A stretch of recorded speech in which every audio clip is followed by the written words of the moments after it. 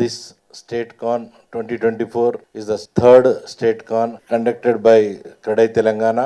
ఈ StateCon every 2 years ఒకసారి నిర్వహించడం జరుగుతుంది. ఈసారి ఈ StateCon ని 20th August 2024 రోజు నిర్వహించడం జరుగుతుంది. అది మన HICC Novotel హైదరాబాద్ వెన్యూలో జరుగుతుంది. From 10:30 onwards to the evening. దానికి we have invited our honorable Chief Minister Sri A. Revanth Reddy Garni to inaugurate the session, and he also tentatively consented to attend the session and to give his message. And along with him, we have invited Revenue Minister Sri Ponguleti Srinivas Reddy Garu and also Mr. D. Sridhar Babu Garu, Minister for Irrigation and Industries. For this StateCon 2024, we are expecting around 900 builders across the state of Telangana from 15 chapters, Kradai chapters. This event will showcase a significant shift in the real estate sector, emphasizing the importance of sustainable construction, practices such as green building, eco-friendly and advanced technologies. We have many speakers from all over India to have different modules and technologies implemented in the construction industry. Thank you. StateCon 2024 themed with Telangana going global. ముఖ్య ఉద్దేశం ఏంటంటే ఇప్పుడు CM గారు and world అంతా కూడా vision 2050 దాన్ని దృష్టిలో పెట్టుకొని పనిచేస్తూ ఉంటారు. దాంట్లో భాగంగానే ఇప్పుడు మాస్టర్ ప్లాన్ 2050కి ఇప్పుడిప్పుడే డ్రాఫ్ట్ ప్లాన్ కానివ్వండి, దానికి ఆలోచనలు అటు సైడ్ కదులుతూ ఉన్నాయి. ఒక 1 year లోపల మాస్టర్ ప్లాన్ రాబోవడం జరుగుతుంది. అట్లాగే ఎన్నో అభివృద్ధి పనులు కూడా ఇప్పుడు సీఎం గారు లాస్ట్ 1.5 monthలో అనౌన్స్ చేయడం జరిగింది. ఈ డెవలప్మెంట్ అంతా కూడా ఎప్పుడు ఎన్నడూ ఊహించని, గతంలో ఎప్పుడు జరిగిన డెవలప్మెంట్ అనుకోవచ్చు. అండ్ ఫ్యూచర్లో కూడా అంటే ఇప్పుడు నెక్స్ట్ 20 years అనేది ఇండియాకి చాలా ఇంపార్టెంట్. ఎందుకంటే ప్రపంచంలోనే అత్యంత వేగంగా అభివృద్ధి చెందుతున్న కంట్రీ ఏదైనా ఉందంటే మన భారతదేశం అనుకోవచ్చు. ఆల్రెడీ మనం 5th లార్జెస్ట్ ఎకానమీ మనది. అండ్ తొందరలోనే 3rd అంటే జపాన్ అండ్ జర్మనీని దాటి యుఎస్ అండ్ చైనా కంటే 3rd ఆ తర్వాత 3rd ప్లేస్లో మనం ఉండబోతున్నాము. అండ్ ఈ మధ్యనే సుబ్రహ్మణ్యన్ గారని ఐఎస్బిలో మేబీ మీరు కూడా అటెండ్ అయి ఉంటారు ఆ ప్రోగ్రామ్కి. ఆయన చెప్పడం ఏంటంటే 2047 అంటే ఇండిపెండెన్స్ వచ్చిన తర్వాత 100 ఏళ్ళ తర్వాత మన ఎకానమీ అంటే 54 trillion ఎకానమీకి వెళ్ళే ఛాన్సెస్ ఉన్న కంట్రీ ఏదైనా ఉందంటే మనది అని ఆ నెంబర్స్తో సహా చెప్పాడు. అంటే ఎగ్జాక్ట్లీ ఎట్లా పోతుంది, ఏ రకంగా అది అవుతుంది, ఎవ్రీ 6 to 8 yearsకి మన ఎకానమీ డబుల్ అవుతుందని. అంటే మీకు అందరికీ తెలుసు ఇండియన్ ఎకానమీ అంటే ఇండిపెండెన్స్ వచ్చిన తర్వాత 65-70 yearsకి 1 trillion టచ్ అయింది. తర్వాత ఒక 8 yearsలోనే ఇంకో 1 trillion యాడ్ అయింది. తర్వాత 2014 to 2023కి ఇంకొక 1.25 అంటే 3.25-3.5 మధ్యలో ఉన్నది. చూస్తుండగానే ఇంకో 10 trillion ఎకానమీకి వెళుతున్న, ఇంత వేగంగా అభివృద్ధి చెందుతున్న దీంట్లో మా ఇండస్ట్రీ కానీ చూసుకుంటే construction industry expected to contribute 13% to the GDP in the year 2025. And అట్లాగే 8 crores డైరెక్ట్ ఎంప్లాయ్మెంట్ ఇస్తున్న ఇండస్ట్రీ, అగ్రికల్చర్ తర్వాత అత్యధికంగా ఎంప్లాయ్మెంట్ జనరేట్ చేస్తున్న ఇండస్ట్రీ ఏదైనా ఉంటే కన్స్ట్రక్షన్ ఇండస్ట్రీ అనుకోవచ్చు. And more over supporting 250 ancillary industries.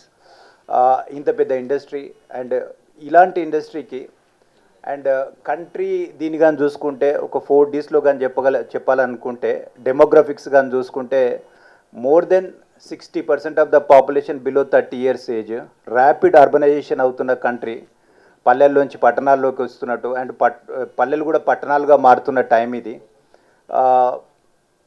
అయితే ఈ గ్రోత్ ఎలా ఉండాలని అనుకుంటున్నామంటే ఒకవైపు సస్టైనబిలిటీ మెయింటైన్ చేసుకుంటూ ఎన్విరాన్మెంట్ను డిస్టర్బ్ చేయకుండా హోలిస్టిక్ డెవలప్మెంట్ ఉంటే బాగుంటుందని ఈ స్టేట్ కాన్ ఒక ముఖ్య ఉద్దేశం.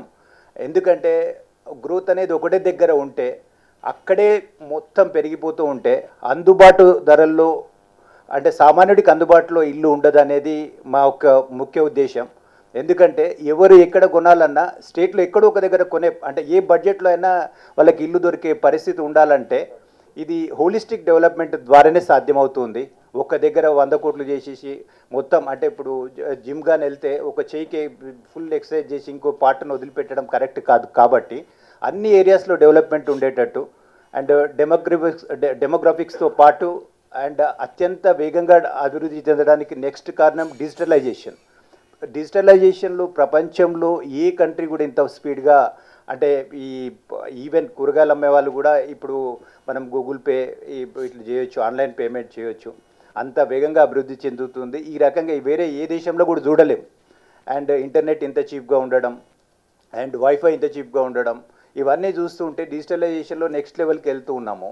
అండ్ ఈ డిజిటలైజేషన్ తోటి ఏంటంటే డిజిటలైజేషన్ అండ్ డీగ్లోబలైజేషన్ ఏంటంటే ఇప్పుడు ఎక్కడి నుంచి ఎవరైనా పని చేయొచ్చు. ఇప్పుడు ఉన్న టెక్నాలజీతో అంటే మన ఫామ్ నుంచి అయినా పని చేయొచ్చు, పల్లె నుంచి అయినా పని చేయొచ్చు, టైర్ 2 సిటీస్ నుంచి అయినా పని చేయొచ్చు. ఈ డీగ్లోబలైజేషన్ అండ్ డిజిటలైజేషన్ తోటి ఓన్లీ కోవిడ్ టైంలోనే మనకు 5 మిలియన్ జాబ్స్ వచ్చాయి ఇండియాకి.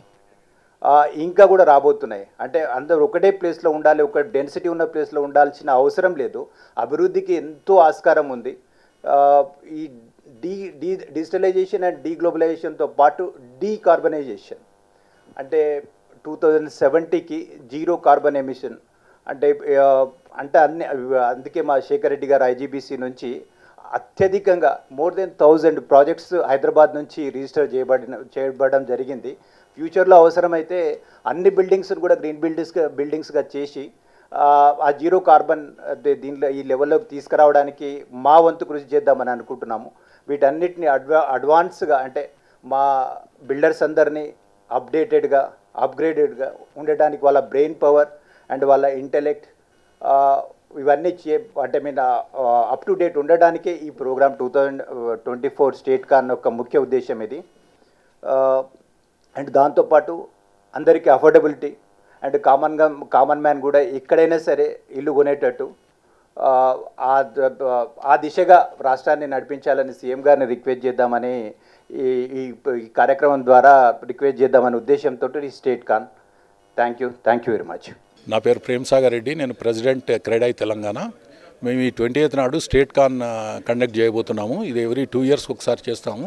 ముఖ్య ఉద్దేశం ఏంటంటే స్టేట్ కాన్ ముఖ్య ఉద్దేశం ఏంటంటే అక్రాస్ ద స్టేట్ ఉన్న బిల్డర్స్ని అందరినీ ఒక ప్లాట్ఫామ్కి తీసుకువచ్చి కొన్ని ఎడ్యుకేటివ్ సెషన్స్ పెట్టి వాళ్ళకు అప్డేట్ చేసుకుంటూ కొత్త టెక్నాలజీస్ కానీ ఏదైనా కానీ వాళ్ళకు అన్నీ అప్డేట్ చేయడం అనేది నాలెడ్జ్ గెయినింగ్ లాగా వాళ్ళకు బాగా ఉపయోగపడుతుంది. అలాగే ఆ రోజు మేము చీఫ్ గెస్ట్గా మా గౌరవనీయ ముఖ్యమంత్రి గారిని కూడా పిలవడం జరిగింది. తను కూడా కాన్సెంట్ ఇచ్చాడు వస్తానని. తను వస్తే ఏంటంటే ఆ రోజు మాకు ఉంటే 2 తీర్ల అడ్వాంటేజెస్ ఉంటాయి. ఒకటంటే గవర్నమెంట్ తరఫున తన విజన్ ఏందనేది కూడా ఈ రూరల్ ఏరియా నుండి వచ్చే అందరు బిల్డర్స్కి కూడా తను చెప్పడానికి ఒక అవకాశం ఉంటుంది.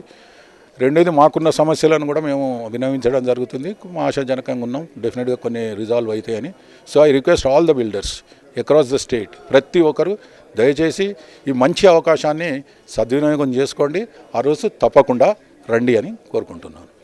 ఇక్కడే తెలంగాణ ఈ నెల 20వ తారీఖు నోవోటల్ హెచ్ఎస్సిసిలో స్టేట్ కాన్ కండక్ట్ చేస్తున్నాము.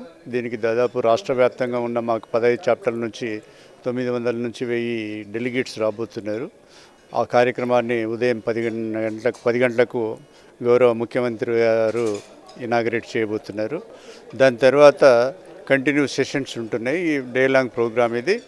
వివిధ అంటే మనకు బిల్డర్స్కు కావాల్సిన నాలెడ్జ్ అన్నింటికి సెషన్స్ కండక్ట్ చేస్తున్నాము.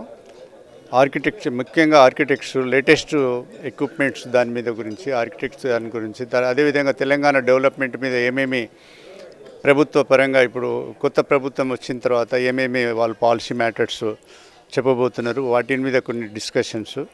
సో వీటన్నింటికి ఒక వేదికను తయారు చేయాలని చెప్పేసి ఎవ్రీ 2 ఇయర్స్కి ఒకసారి మేము క్రెడై తెలంగాణ నుంచి స్టేట్ కాన్ కండక్ట్ చేస్తాము.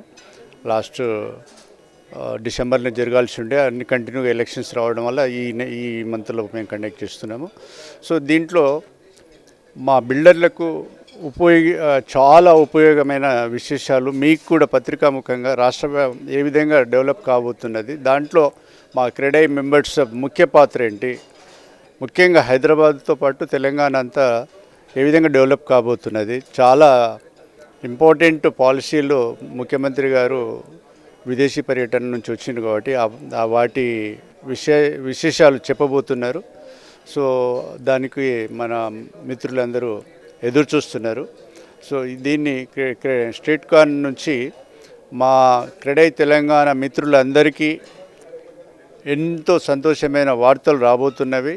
అందరూ వచ్చి ఈ డెవలప్మెంట్ యాక్టివిటీస్తో పాటు ఈ డిబేట్లో పార్టిసిపేట్ చేసి ప్రోగ్రామ్ సక్సెస్ చేయాలని చెప్పేసి కోరుకుంటున్నాను.